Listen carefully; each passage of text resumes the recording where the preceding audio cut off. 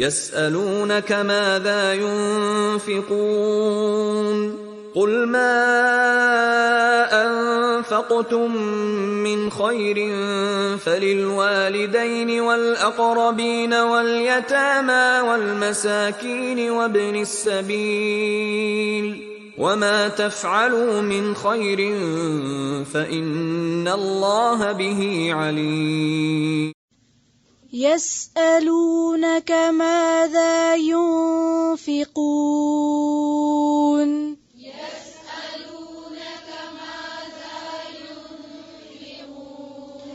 قل ما أنفقتم من خير فللوالدين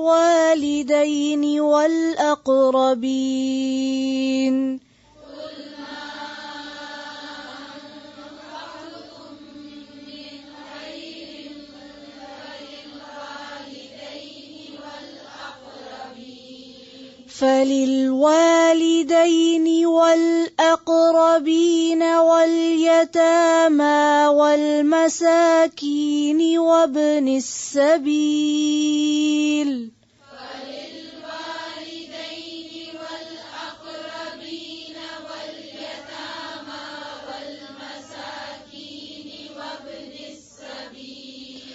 وما تفعلوا من خير فإن الله به عليم.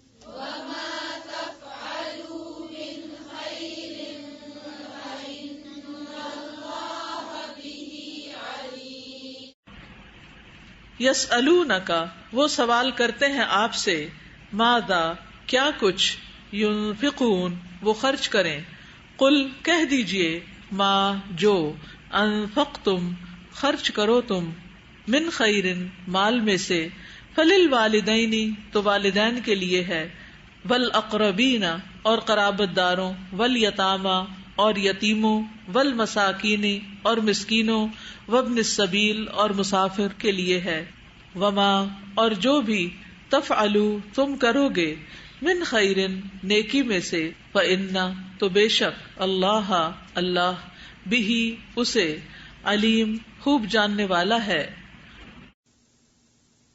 یسألونک وہ سوال کرتے ہیں آپ سے، وہ کون؟ سب نے سوال کیا تھا. یسألون جمع کا صیغہ ہے تو سب نے سوال کیا تھا یا کسی ایک نے کیا تھا؟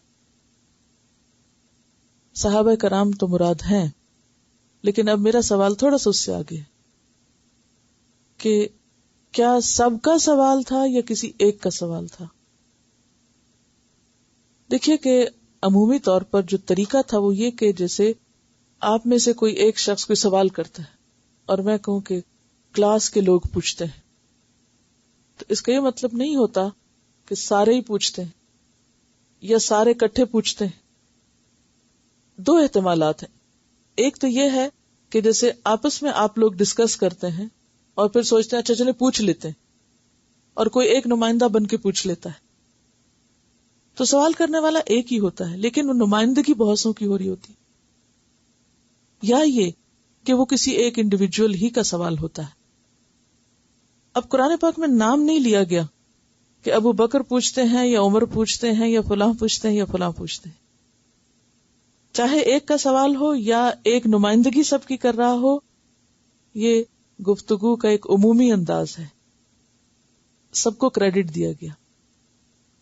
اور اس میں صحابہ کرام کی ایک شان بھی بیان ہوئی. کیا شان بیان ہوئی؟ کہ وہ علم کے حریص ہیں، کہ وہ علم سیکھنا چاہتے ہیں. لیکن اس کے باوجود آپ دیکھیے کہ حریص ہونے کے باوجود سوالوں کی بھرمار نہیں ہے، اور ضروری سوال ہیں، ریلیونٹ ہیں، مفید ہیں، واقعی ان کی ضرورت ہے، واقعی ان امور میں جاننے کی ضرورت تھی. اسی لیے حضرت عبداللہ بن عباس فرماتے ہیں، میں نے کوئی جماعت یعنی کوئی گروپ لوگوں کا محمد صلی اللہ علیہ وسلم کے ساتھیوں سے بہتر نہیں دیکھا کہ دین کے ساتھ انتہائی شغف کس کو کہتے ہیں؟ شوق اور دلچسپی، محبت، اور رسول اللہ صلی اللہ علیہ وسلم کے ساتھ انتہائی محبت اور تعلق کے باوجود انہوں نے سوالات بہت کم کیے. علم کا حرص بھی تھا اور علم کا شوق بھی، اور اس کے ساتھ ساتھ آپ صلی اللہ علیہ وسلم سے بہت محبت بھی تھی، دین سے محبت بھی تھی. اس کے باوجود بہت زیادہ سوال نہیں کیے انہوں نے. کیوں نہیں کیے؟ ایک تو یہ کہ وہ غور و فکر کے عادی تھے، بات توجہ سے سنتے تھے، دھیان سے سنتے تھے. دوسرا یہ کہ لغو سے پرہیز کرتے تھے، بیکار کی باتیں ان کی زندگی میں نہیں تھی. ایک حدیث میں آتا نا کہ اللہ نے ناپسند کیا تمہارے لیے سوالوں کی کثرت. سوالوں کی کثرت ناپسندیدہ ہے، اور خصوصاً غیر ضروری سوالوں کی، irrelevant، بے مقصد.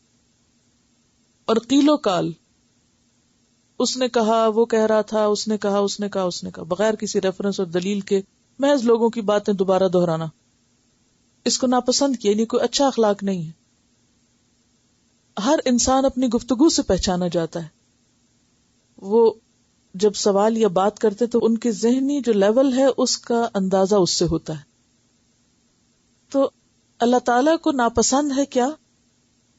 کثرت سوال اور قیل و قال، لوگوں کو ڈسکس کرنا. فلاں یہ کہہ رہا تھا، فلاں یہ کہہ رہا تھا، فلاں یہ کہہ رہا تھا.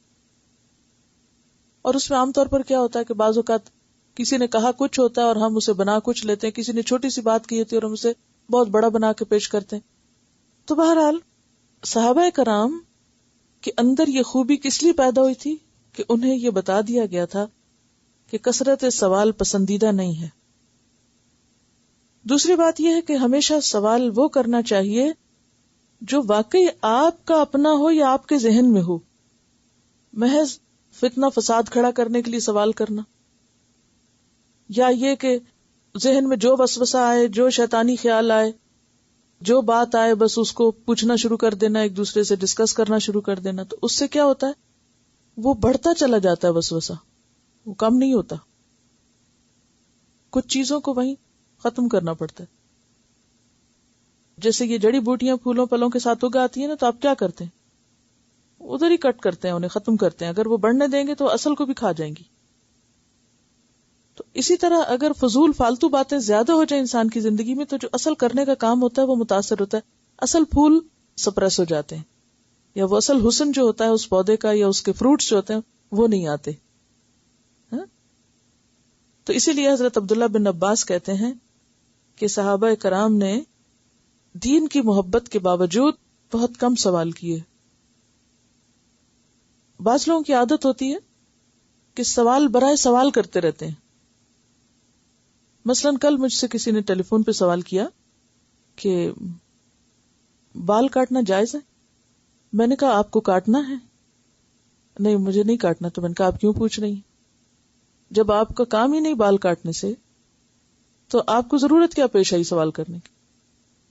یعنی بعض لوگ کہتے تو بعض لوگوں کو کہنے دیں جو کہتے ہیں، ہمیں کیا ضرورت ہے بعض لوگوں کے سوال دہرانے کی اور بے وجہ کسی اور کا وقت ضائع کرنے کی. یعنی اس میں وقت کتنا ضائع ہوتا ہے. تو انہوں نے کہا کہ نہیں میرے شوہر کو پسند نہیں. تو میں نے کہا پھر آپ کو یہ سوال بھی نہیں کرنا چاہیے، کیونکہ انہوں نے بتایا میں آپ کی اسٹوڈنٹ ہوں اس لیے میں نے اس طرح کی گفتگو کی. عموماً جو لا علم لوگ ہوتے ہیں یا کوئی ایسی باہر سے پوچھ لیتا ان کو پھر بھی میں جواب دیتی ہوں، مگر میرے شاگردوں میں سے کوئی اگر اس طرح کی باتیں کرے تو میں ساتھ ساتھ اصلاح بھی اب کرتی ہوں. اگرچہ تھوڑی سی تکلیف دہ ہوتی ہے لیکن اس میں انشاءاللہ آپ سیکھیں گے زیادہ. تو یہاں بھی میرے بات کرنے کا مقصد یہی تھا کہ صحابہ کرام کا اسوہ حسنہ وہ صراط الذین انعمت علیہم ہے، وہ لوگ ہیں جن پر اللہ کا انعام ہوا ہے. ہمیں اپنی شخصیتوں کی تعمیر کس طرح کرنی ہے؟ ان کے سانچے کے مطابق ہمیں ویسا بننا ہے، اور ویسا بننے کے لیے ویسا اخلاق چاہیے، ہمیں ویسا کردار پیدا کرنا ہے. وہ پیدا نہیں ہو سکتا جب تک ہم ان چیزوں سے نہ بچیں جن سے وہ بچتے تھے. اور وہ کن چیزوں سے بچتے تھے؟ ہر اس بات سے بچتے تھے جس سے ان کو کوئی مطلب نہیں ہوتا تھا. آئندہ آپ بھی سوال وہ کریں جو واقعی آپ کی زندگی میں کوئی مسئلہ ہے. کیونکہ لوکانیات جو ہیں، اگر یہ ہو جائے تو پھر کیا ہوگا، اگر وہ ہو جائے تو پھر کیا ہوگا، بھئی جب ہوگا تو پھر دیکھا جائے گا. جو چیز ہوئی نہیں اس کے بارے میں آپ دن رات بھی بیٹھ کے سوچیں تو کوئی فائدہ نہیں. تو زندگی محدود ہے نا، اس لیے جو کرنے کے کام ہے پہلے وہ کرنے چاہیے. بہرحال اب آپ دیکھیں کہ اس طرح یسألون سے کتنی آیات شروع ہو رہی ہیں. یسألون کہہ کے کیا کیا پوچھا گیا ان کی تفصیل لکھیے تاکہ آپ کو یہ ایک ٹپس پہ پتا چل جائے کہ صحابہ کرام نے ان چیزوں کے بارے میں سوال کیے تھے. تو انشاءاللہ وہ ایک لسٹ بن جائے گی آپ کے پاس. اچھا یہ تھی باتیں پوچھی جانے والی، یہ پوچھی جانے کے لائق، اور اس پر ہمیں بھی جواب آنا چاہیے. یعنی جو انہوں نے پوچھا وہ ہمارے بھی سوال ہوں، جو جواب ملا وہ ہمارے بھی جواب ہوں، اس کے مطابق ہمارا بھی عمل ہو. تو یسألونک، وہ سوال کرتے ہیں آپ سے، ماذا، کیا کچھ، ينفقون، وہ خرچ کریں. یعنی سوال کیا ہے کہ وہ خرچ کیا کریں، یعنی کیا صدقہ کریں. تو یاد رکھیں کہ یہ زکوٰۃ کے بارے میں سوال نہیں تھا، نفلی صدقات کے بارے میں سوال تھا. کیونکہ نفلی صدقات ہی کے بارے میں انسان کو سمجھ نہیں آتی کہ کہاں خرچ کرے، کیا کرے. تو بیسیکلی یہاں سوال اس بارے میں تھا کہ کیا خرچ کریں، لیکن جواب جو ہے اس میں صرف کیا نہیں بلکہ کس پر بھی ہے. تو اس سے پتہ چلتا ہے کہ اگر کسی کا سوال مفید ہو تو اس پر صرف اتنا نہیں، اس سے زائد بھی جواب دیا جا سکتا ہے.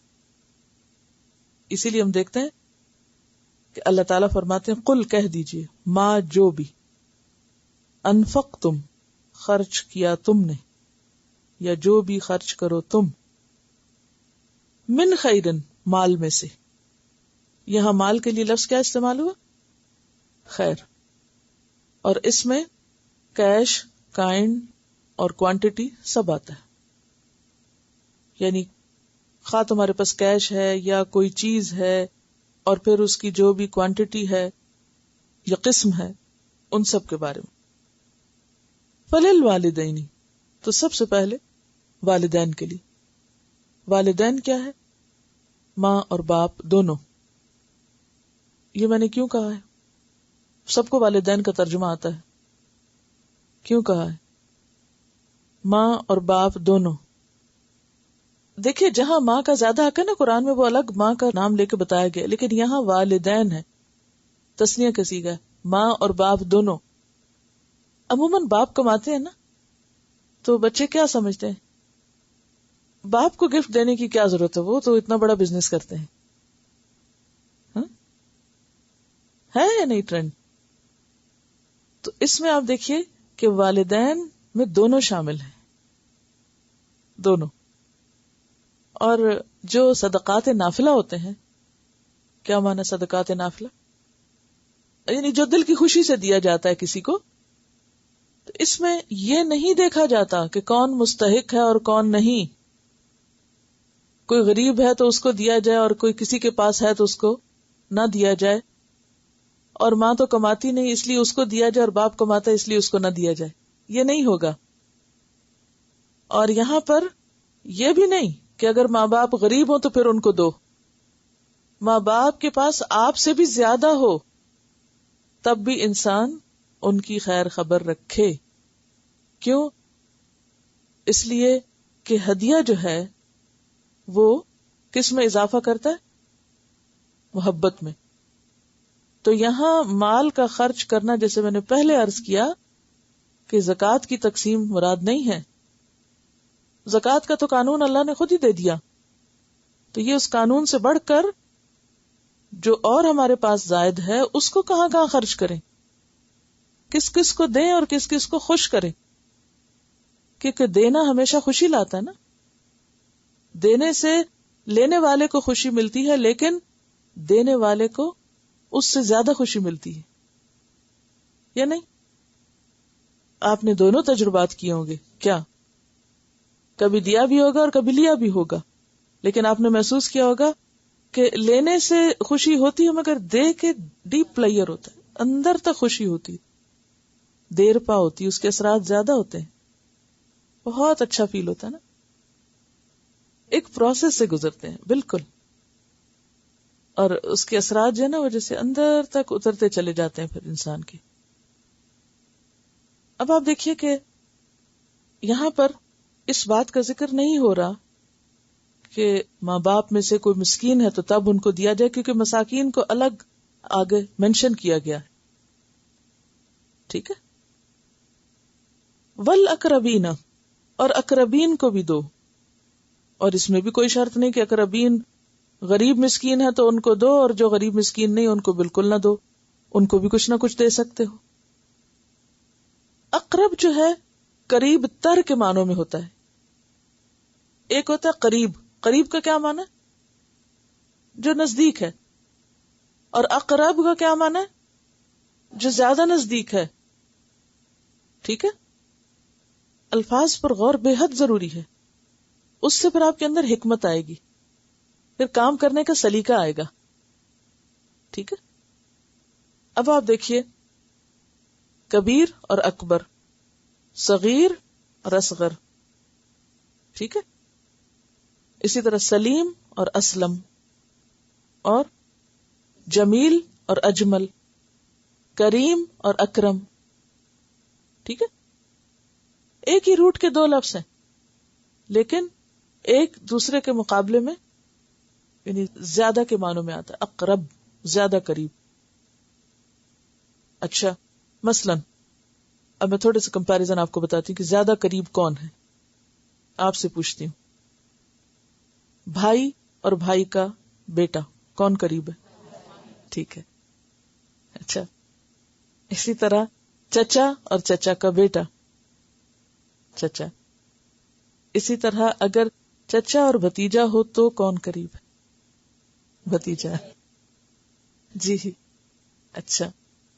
پھر اسی طرح اقربا میں قریب تر میں اولاد اور ان کی اولاد، نواسے نواسیاں پوتے پوتیاں، یہ بھی اقربا میں شمار ہوتے ہیں، قریب تر. ذوی القربا کی بات بھی آتی ہے، اور ذوی القربا میں پھر دائرہ ذرا وسیع ہے. اقرب میں تھوڑے اور کلوز سرکل ہے. تو والاقربین، اور رشتہ داروں کو دو. تو جو رشتہ دار ہیں قریب تر رشتہ دار ہیں وہ اگر غریب ہیں تو زیادہ حق بنے گا، اور اگر غریب نہیں بھی تو تب بھی دو. یعنی تحفہ ہدیہ اس کی طرف اشارہ ہے. چھوٹی موٹی ضرورت کی چیزیں ضرورت نہ بھی ہوں تو جو آپس کا لین دین ہے اس کو ایک طرح سے انکریج کیا گیا ہے. والیتامی، اب آ گئی یتیم. اب ضرورت مندوں کی بات ہو رہی ہے. یتیم کی جمع یتامہ. والمساکین، مسکین کی جمع. اچھا فقیر نہیں آیا یہاں، کہہ رہی وہ خود ہی مانگ لیتے ہیں. نہیں یہ نہیں ہے اس کا بہانا. اب عربی کا تھوڑا سا قاعدہ دیکھیے، جہاں لفظ مسکین آئے تو فقیر اس کے اندر شامل ہوتا ہے، اور اگر فقیر آئے تو مسکین اس کے اندر شامل ہوتا ہے. اور جب دونوں الگ الگ آئے تو تھوڑا فرق ہوتا ہے، اور وہ کیا؟ فقیر زیادہ حاجت مند ہوتا ہے. ٹھیک ہے. مسکین کی نسبت فقیر زیادہ حاجت مند ہوتا ہے. کیا کہا میں نے؟ اگر خالی لفظ مسکین آئے تو انڈرسٹوڈ ہے کہ فقیر اس میں شامل ہے، اور اگر خالی لفظ فقیر آئے تو اس میں مسکین بھی انڈرسٹوڈ ہے کہ بیچ میں. اور اگر دونوں آمنے سامنے آئے جیسے زکوٰۃ کے بارے میں آتا ہے انما الصدقات للفقراء والمساکین، تو اس میں پھر فقراء زیادہ حاجت مند ہے. ٹھیک ہے. یعنی مسکین اس سے کم تر. بہرحال اس میں فقیر خود ہی شامل ہے. وابن السبیل، اور مسافر. اب مسافر بھی خواہ ضرورت مند ہو یا نہ ہو، اجنبی ہے نا، تو عموماً کیا ہوتا ہے کہ ہم اپنے رشتہ داروں پر بھی خرچ کر لیتے ہیں، یتیموں مسکینوں پر بھی، لیکن وابن السبیل کو ہم پہچانتے نہیں ہوتے نا، جو مسافر یا اجنبی کسی بستی یا علاقے میں یا شہر میں ہے. تو عموماً اس پہ نہیں خرچ کرتے لوگ. کیوں؟ اس کے پیچھے کیا وجہ ہوتی ہے؟ رشتہ داروں کو ہم دیں گے تو وہ تو ہمیں بھی دیں گے. یتیموں مسکینوں کو تو اس لیے کہ وہ ضرورت مند ہیں. وابن السبیل ضرورت مند اگر مسکین ہے تو پھر تو اس کو دیں گے. لیکن وابن السبیل چونکہ اجنبی ہے وہ تو لے کے چلا جائے گا, ہمیں تو کچھ نہیں دے گا, اس لیے اس کو کیوں دیا جائے. اس لیے آپ دیکھیں گے قرآن پاک میں اکثر جگہوں پر وابن السبیل کو الگ مینشن کیا گیا ہے. اور وابن السبیل کے فقیر یتیم مسکین ہونے کی شرط نہیں ہے. مثلا آپ حج کرنے اکٹھے جاتے ہیں, ٹھیک ہے, تو آپ بھی مسافر ہیں اور آپ کے ساتھی بھی مسافر. عموماً لوگوں کا ٹرینڈ کیا ہوتا ہے, کیا کرتے ہیں؟ کسی نے حج کیا اور اس کے ساتھ کے لوگ جو سفر کر رہے تھے ان کا کھانا پینا, رہن سہن, لین دین کس طرح تھا آپ کے ساتھ؟ ان کو بہت اچھا ایکسپیرینس ہوا. یہ کہتی ہیں کہ ان کے ساتھی جو تھے وہ ان سب کی کوشش یہ تھی کہ وہ آگے بڑھ جائیں, دوسروں کو دینے میں ایک دوسرے پہ خرچ کر رہے تھے. ہاں, لیکن بعض اوقات ایسا بھی ہوتا ہے کہ کچھ لوگ اکٹھے سفر کرتے ہیں لیکن جب کھانے کا وقت آتا ہے تو وہ اپنے الگ الگ بیٹھ جاتے ہیں, یا نہیں؟ ہاں, تو ایسی صورت میں وہ جو شیئرنگ ہوتی ہے وہ نہیں ہوتی, اور انسان سمجھتا ہے وہ بھی تو کھا رہا ہے, اس کے پاس ہے نا اپنا. نبی صلی اللہ علیہ وسلم کا طریقہ کیا تھا؟ جب جہاد پہ جاتے, جنگ پہ جاتے, تو بعض اوقات لوگ اپنے اپنے گروپس میں بیٹھتے, لیکن بعض اوقات جیسے کم ہوتا تو آپ سب کا اکٹھا کر کے ایک جگہ رکھ دیتے, یعنی جو سب کا ہے وہ سب کے لیے. تو وابن السبیل میں ضروری نہیں کہ آپ گھر میں ہیں اور دوسرا سفر پر ہے, اس میں یہ بھی ہے کہ آپ بھی سفر پر ہیں اور وہ بھی سفر پر ہے. آپ اپنے لیے چائے خرید رہے ہیں تو آپ کیا کریں؟ اس کے لیے بھی لے لیں. آپ خود پانی زمزم پی رہے ہیں تو آپ کیا کریں؟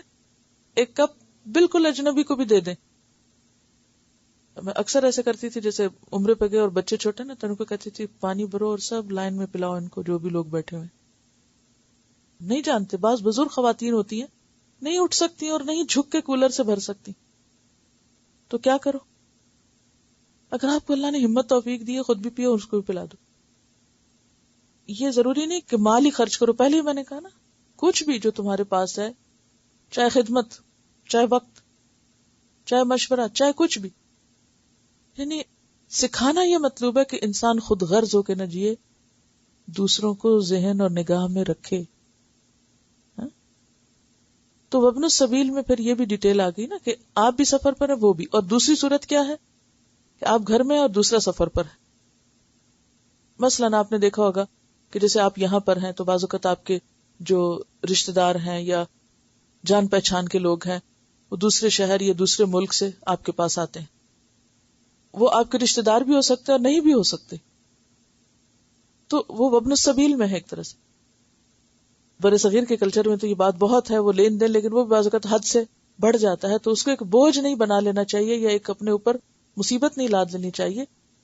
لیکن اس رسم کو بھی کہ جو لین دین کی ہوتی ہے اگر ایک روح کے ساتھ کیا جائے تو اس میں بھی اجر ہے. آنے والوں پر یا جانے والوں پر یا ایک دوسرے کے ساتھ تعلق والوں پر. تو پھر یاد رکھیے کہ ضروری نہیں کہ وہ یتیم مسکین ہو یا ان کی جیب کٹ گئی ہو تو ان پہ خرچ کریں گے. وابن السبیل چونکہ ایک ایسی کنڈیشن میں ہے کہ اس کی دلجوئی مقصود ہے. والدین کی بھی کیا مقصود ہے؟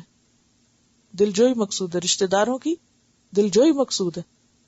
وابن السبیل کی دلجوئی مقصود ہے. اور یتیم و مسکین تو حقدار ہیں, ان پہ صرف زکوٰۃ نہیں بلکہ عمومی صدقات میں سے بھی ان پر خرچ کیا جائے. اب آپ دیکھیے کہ جو یتیم ہے, یتیم بھی ضروری نہیں کہ مسکین ہو. آپ کو پیچھے بھی میں نے بتایا کہ یہ بالکل نہیں یہاں لکھا ہوا کہ یتیم اگر فقیر ہیں تو ان کو دو, اور اگر یتیموں کے پاس بہت جائیداد ہے تو انہیں نہ دو. کیوں دو گے یتیموں کو چاہے وہ امیر ہیں؟ کیونکہ ڈپرائیوڈ ہیں, زندگی میں ایک کمی ہے, یعنی کہ خوشیوں سے محروم ہے نا.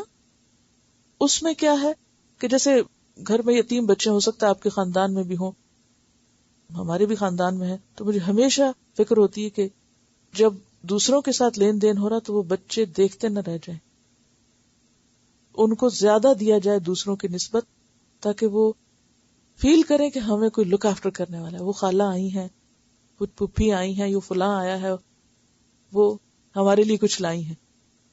کوئی ضرورت نہیں، تھوڑی دیر دیکھیں گے، رکھ دیں گے، ادھر ادھر کر دیں گے. لیکن آخر ایسا کیوں کہ جن کے ماں باپ ہوں تو ہمارا عموماً لین دین کس بنیاد پر ہوتا ہے؟ برابر پہ ہوتا ہے نا. بہن بہن کو دے رہی ہے، بہن بھائی کو، بھائی بہن کو دے رہا ہے نا، برابر پہ ہو رہا ہے.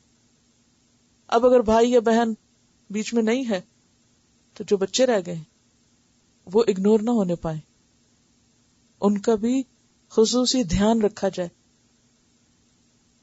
اس میں آپ دیکھیے صرف ایک مسکین کی حد تک رہ جاتا ہے ضرورت کا حصہ، باقی سب مسکین ہو بھی سکتے ہیں اور نہیں بھی ہو سکتے. ٹھیک ہے، مسکین ہو بھی سکتے ہیں اور مسکین نہیں بھی ہو سکتے. اب آپ دیکھیے کہ اگر کوئی یتیم امیر ہو تو بھی اس کو دیا جائے گا. اگر کوئی یتیم بھی ہو اور مسکین بھی ہو تو اس کے 2 حق ہو جائیں گے. اگر کوئی یتیم ہے، مسکین ہے اور آپ کا رشتہ دار بھی ہے تو کیا ہو جائے گا؟ 3 حق ہو جائیں گے. اور اگر کوئی یتیم بھی ہے، مسکین بھی ہے اور رشتہ دار بھی ہے اور مسافر بھی ہے، 4 حق ہو جائیں گے اس کے. ٹھیک ہے، تو اس طرح سوسائٹی کے ان تمام افراد کا خیال رکھنا. اب آپ ذرا سا نا اس کو اپنے گھر سے یا اپنے ماحول اور اپنے خاندان سے ذرا ریلیٹ کریں. مثلا بیٹا کماتا تھا، سب کچھ ماں کو لا کے دیتا تھا. اب کیا وہ شادی ہوئی، ماں کی بجائے کس کو دینے لگ گیا؟ بیوی کو دینے لگ گیا. جھگڑا کہاں سے شروع ہوتا ہے؟ یہاں سے ہوتا ہے یا نہیں ہوتا؟ آدھے لوگوں نے سر ہلایا ہے ایسے. اس کا مطلب کچھ تو بات درست ہے، اگر 100% نہیں بھی تو 50% درست ہے. کیونکہ ایک تو مال چیز ایسی ہے نا جو فتنہ، جس کو حضور صلی اللہ علیہ وسلم نے اپنی امت کے لیے بتایا ہے ویسے ہی فتنہ. اور گھروں میں فتنے اٹھتے یہاں سے کہ وہ شفٹ ہو گئی چیز ایک سے دوسری طرف. اب آپ دیکھیے کہ اللہ تعالیٰ کیا چاہتے ہیں، ہمارا دین ہمیں کیا سکھاتا ہے کہ ہمارے گھروں میں، ہمارے معاشرے میں خوشگواری ہو، بدگمانیاں نہ ہو، بیڈ فیلنگز نہ ہو. ٹھیک ہے، بچوں کی فیسیں ہیں، ضرورت کی چیزیں ہیں، بہت کچھ ہے، لیکن ماں باپ کو نہیں بھولنا. اب جو لوگ اس طرح زندگی بسر کرتے ہیں کہ بیوی بچوں کے اوپر تو ان کا فرض ہے، خرچ کرنا پڑتا ہے ان کو، لیکن ساتھ ماں باپ کو کچھ نہ کچھ دیتے رہتے ہیں، اور اگر ضرورت مند ہے تو مقرر وظیفہ، اور اگر ضرورت مند نہیں ہے تو کچھ نہ کچھ ان کو دیتے رہتے ہیں. تو آپ نے دیکھا ہوگا کہ تحفہ جو ہوتا ہے وہ دل کے بغض کو اور دلوں کے میل کو اور دلوں کے ایک اندر کی شیطانی کیفیت ہے اس کو دور کرتا ہے. ایسی صورت میں جب ماں خوش ہے، باپ خوش ہے، ان کو شکایت نہیں کہ ہاں بھی بیٹا بہت فرما بردار ہے، بیوی بچوں پر بھی خرچ کرتا ہے اور ہم پہ بھی کرتا ہے، ہمیں بھی نہیں بھولتا، تو یقیناً گھرانہ خوشحال ہوگا. اور جہاں اس چیز کو بھولا جائے گا کہ یعنی ایک طرف انسان مائل ہو، گناہ کس کو کہتے؟ کسی ایک چیز کی طرف مائل ہو جانا اور دوسرے کو حق چھوڑ دینا. کہ اگر وہ بالکل بیوی کی طرف مائل ہو گیا اور ماں باپ کو بھول گیا تو کبھی بھی خوشی نہیں ہو سکتی. اسی طرح اگر بالکل ماں باپ کی طرفداری کرتا ہے اور بیوی کے حقوق نہیں دیتا تو کبھی خوشی نہیں ہو سکتی. تو خوشگوار ماحول کے لیے ان آیات کی ان حکمتوں کو جاننا اور اس پر عمل کرنا بے حد ضروری ہے. پھر اسی طرح آپ دیکھیں کہ رشتہ داروں کو تھوڑا سا ایک اور سچویشن کو دیکھیے. ایک رشتہ دار کے پاس بہت ہے، مثلا ایک بہن کی شادی ایسی جگہ ہوئی کہ اللہ نے بہت دیا اور اس کے مقابلے میں دوسرا جو ہے کم ہے. ہر گھرانے میں ایسے ہوتا ہے نا، سب بہن بھائی ایک جیسے نہیں ہوتے، برابر نہیں ہوتے. اب عموماً کیا ہوتا ہے کہ جن کے پاس زیادہ ہوتا ہے ان سے جیلسیز بھی شروع ہو جاتی ہیں، اور اگر وہ دوسروں کو نہیں دیتے تو تعلقات میں خرابی آنے لگتی. ایسے میں جن کے پاس ہے ان کا فرض بنتا ہے کہ لازماً دوسروں کو کچھ نہ کچھ دیتے رہے تاکہ وہ جو ایک ان پلیزنٹ فیلنگ ہے وہ نہ آنے پائے. اور وہ جو رشتہ داروں کے درمیان عموماً ناچاکیاں اور شکوے اور گلے اور ایک دوسرے سے بول چال بند، اور یہ سب شروع یہاں سے ہوتا ہے کہ جس کے پاس ہے وہ اس کے خیال نہیں رکھتا، جس کے پاس نہیں ہے اس کی طرف توجہ نہیں کرتا. پھر اس کے بعد آپ دیکھیے کہ جو یتیم ہیں ان کی تو ابھی ذکر ہوا کہ چاہے ان کے پاس ہے کیونکہ یتیم بچہ جب بالغ ہو یتیم نہیں رہے گا. یتیم کب تک ہے؟ جب تک وہ نابالغ ہے، چھوٹا ہے. اور چھوٹوں میں آپ نے دیکھا کہ اپنے بچوں کو سامنے رکھ کے دیکھ لیں، کیا ہر وہ چیز وہ مانگتے ہیں جو ان کی ضرورت ہوتی؟ کیا مانگتے ہیں آپ کے بچے؟ ہر چیز جو چاہے ضرورت ہے یا نہیں. اب آپ تو ماں باپ ہیں، وہ آپ کے ساتھ لاڈ لڑائی کرتے ہیں، سب کچھ کرتے ہیں، لیکن جن کے ماں باپ ہیں نہیں وہ کس کے ساتھ کریں لاڈ؟ وہ تو صرف محروم آنکھوں سے دیکھتے ہی رہ جائیں گے نا کہ فلاں کے پاس یہ ہے اور میرے پاس نہیں. بچے ہیں نا، بچوں کو سمجھ تو نہیں. تو اب کس کا فرض بنتا ہے کہ ان نگاہوں کو پہچانے؟ رشتہ داروں کا فرض بنتا ہے. یعنی وہ احساس کمتری سے پھر بچ جاتے ہیں کہ ہے سب کچھ، بہت کچھ ماں باپ نے چھوڑا، لیکن ہمیں کوئی پوچھنے والا ہے. یہ احساس کہ ہمیں کوئی پوچھنے والا ہے. عام طور پر یہ بھی دیکھنے میں آیا ہے کہ جو بہن بھائی ویل آف ہیں اور اچھے ہیں، کھاتے پیتے ہیں، تو وہ آپس میں جب تحفوں کا ایکسچینج کرتے ہیں تو اس لیول کا کرتے ہیں، اور جو بہن بھائی ذرا ویسے ہی حیثیت میں کم ہے تو اس کو دیتے بھی کم ہے. اس سے بھی وہ جو اونچ نیچ ہو جاتی ہے، اور پھر وہ دلوں کے اندر ایک کدورت آتی ہے، اور پہلے ہی وہ دکھے ہوئے ہوتے ہیں اپنے حالات سے، اور اوپر سے ایسے نشتر چل جاتے ہیں تو اور زیادہ دکھ جاتے ہیں. تو ان چیزوں کو سامنے رکھنا یہی دینداری ہے. کتنے خفیہ گوشوں کو قرآن کھول کے سامنے لاتا ہے نا، کن کن چیزوں کی طرف توجہ دلاتا ہے. اچھا، یہاں ایک بات ہے کہ بچوں کا ذکر کوئی نہیں کیا گیا. بات یہ ہے کہ جب انسان کماتا ہے تو کسی کو کہنے کی ضرورت نہیں، وہ کس کے لیے کماتا ہے؟ بیوی بچوں کے لیے. اس لیے نہ بیوی کا ذکر ہے یہاں اور نہ بچوں کا، کیونکہ یہ فطری بات ہے کہ انسان جو کچھ کماتا ہے سارے کا سارا سمیٹ کے انہی کے ہاتھ میں رکھ دیتا ہے، اور وہ اس کی پرائرٹی ہوتے ہیں. کیونکہ انسان یہ سمجھتا ہے کہ اس کے مال کے حصے دار، حقدار اور بہتر کسٹوڈین جو ہیں وہ اس کے بیوی بچے ہیں. اپنے بعد وہ جو سب سے زیادہ کسی کو اہمیت دیتا ہے تو کس کو؟ بیوی بچوں. اور پھر اس میں اگنور ہونے لگتے ہیں ماں باپ اور رشتہ دار اور ضرورت مند اور اجنبی.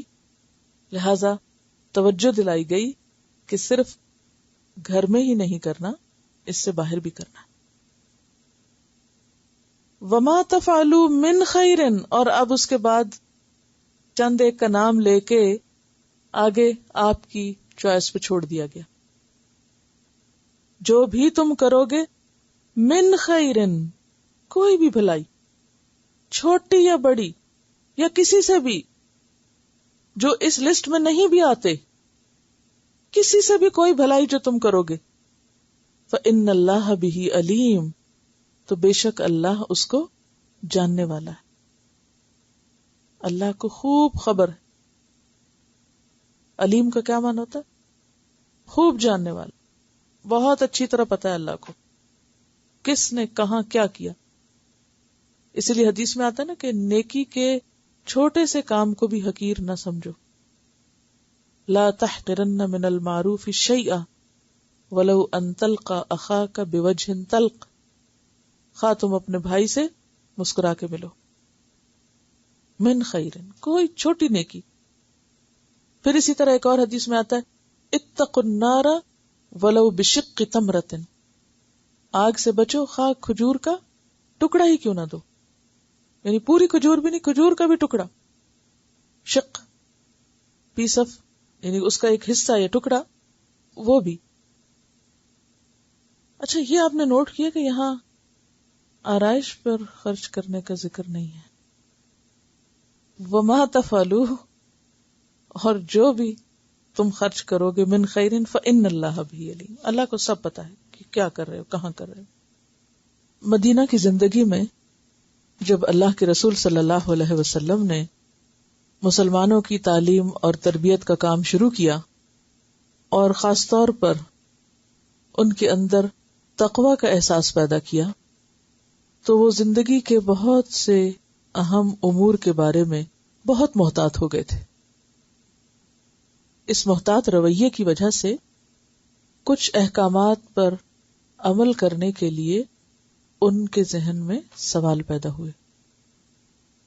آج ہم دیکھتے ہیں ان کے کئی سوالوں کے جواب یہاں پر دیے جا رہے ہیں. سب سے پہلا سوال جو ہے وہ مال کے بارے میں ہے کہ یہ آپ سے پوچھتے ہیں کہ کیا خرچ کریں، کہاں خرچ کریں.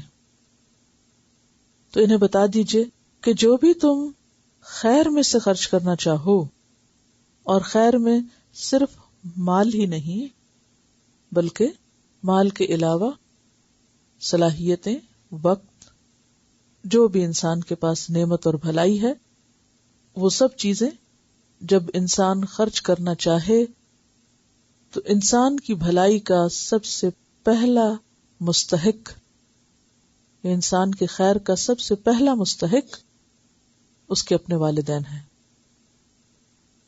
اور جیسا کہ میں نے عرض کیا کہ اس میں صرف مال کا خرچ کرنا ہی نہیں بلکہ مال کے علاوہ خدمت، تعلیم، اچھا رویہ، سلوک، تمام چیزیں آ جاتی ہیں. تو انسان والدین کے ساتھ بھلائی کرے اور رشتہ داروں کے ساتھ بھلائی کرے. رشتہ داروں کو بائی پاس کر کے دوسروں کے لیے خیر اور بھلائی عام کرنا اور اپنوں کو بھول جانا، یہ درست نہیں. پھر اسی طرح سوسائٹی کے وہ طبقات جو محروم ہیں، جیسے یتیم ہیں، مسکین ہیں، ان کی طرف توجہ رکھنا بھی ضروری ہے. ان کا خیال رکھنا، ان کی ضروریات پوری کرنا، صرف مال ہی نہیں، محبت اور کیئر، شفقت اور ان کے تعلیم و تربیت کا خیال رکھنا، یہ تمام چیزیں بھی ضروری ہیں. اسی طرح وہ تمام مستحق لوگ جو مساکین میں شامل ہیں اور مسافر جو اجنبی ہیں، جو نہ آپ کے رشتہ دار ہیں اور نہ یتیم اور مسکین ہیں، لیکن بحیثیت انسان کے ان کی مخصوص حالات کی وجہ سے ان کے ساتھ خیر و بھلائی کا سلوک کرو. اور پھر صرف اسی لسٹ پر اکتفا نہ کرو بلکہ وما تفعلوا من خیر، جو بھی، جہاں بھی، جس سے بھی تم خیر و بھلائی کا جو سلوک بھی کرو گے، نیکی کا جو کام بھی کرو گے، فإن اللہ بہ علیم، تو بے شک اللہ اس کو جانتا ہے. اللہ کو سب معلوم ہے کہ کون کیا کر رہا ہے. اور جیسا کہ آپ جانتے ہیں کہ خرچ کرنا بخل کی نفی کرتا ہے، یہ انسان کی تنگ دلی اور اندر کی گھٹن کو دور کرتا ہے. انسان عام طور پر جب عبادات کی ادائیگی کی طرف متوجہ ہوتا ہے تو بعض اوقات حقوق العباد کی ادائیگی کو فراموش کر دیتا ہے. پچھلی آیات میں ہم دیکھتے ہیں کہ روزے کا ذکر آیا، حج کا ذکر آیا، یعنی عبادات کی پابندی اور تاکید اور ان کے طریقہ کار کے بارے میں بتایا گیا. تو یہاں پھر صرف زکوٰۃ کا ذکر نہیں یا صرف فرائض کی ادائیگی کا ذکر نہیں بلکہ عمومی نیکیوں کی طرف متوجہ کیا جا رہا ہے کہ جو انسان کے اچھے اخلاق سے متعلق ہیں، بہترین اخلاق کی نمائندگی کرتی ہیں. حضرت ابو ذر بیان کرتے ہیں کہ میں نبی صلی اللہ علیہ وسلم کی خدمت میں حاضر ہوا. آپ کعبہ کے سائے میں بیٹھے ہوئے تھے. جب مجھے دیکھا تو فرمایا، قسم ہے رب کعبہ کی، وہ لوگ بہت نقصان میں ہیں. میں نے کہا، یا رسول اللہ صلی اللہ علیہ وسلم، میرے ماں باپ آپ پر قربان ہوں، وہ کون لوگ ہیں؟ فرمایا، وہ لوگ جو کثرت سے مال جمع کرتے ہیں، سوائے ایسے لوگوں کے جو آگے پیچھے دائیں بائیں اپنے مال کو خرچ کرتے رہتے ہیں. تو اس میں ہم دیکھتے ہیں کہ آپ نے ان لوگوں کو نقصان میں بتایا. فرمایا، رب کعبہ کی قسم، وہ بہت نقصان میں ہے، بہت نقصان میں ہے. کون؟ جو مال جمع کرتے رہتے ہیں اور اسے خرچ نہیں کرتے.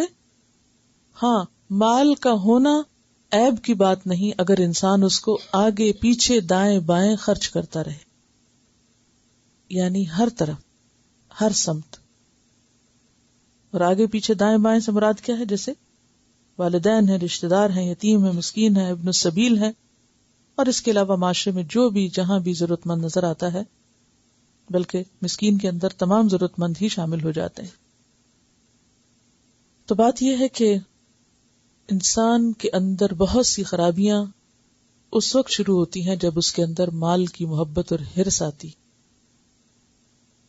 اور پھر انسان اسے صرف اپنی ذات یا اپنے گھر والوں کے لیے ہی سمیٹ کر رکھنا چاہتا ہے اور اس خیر کو عام نہیں کرتا. تو انسان جتنا بھی مال جمع کر لے، بہرحال قبر میں تو اپنے ساتھ نہیں لے جا سکتا، چھوڑنا تو اس کو یہیں پر ہے.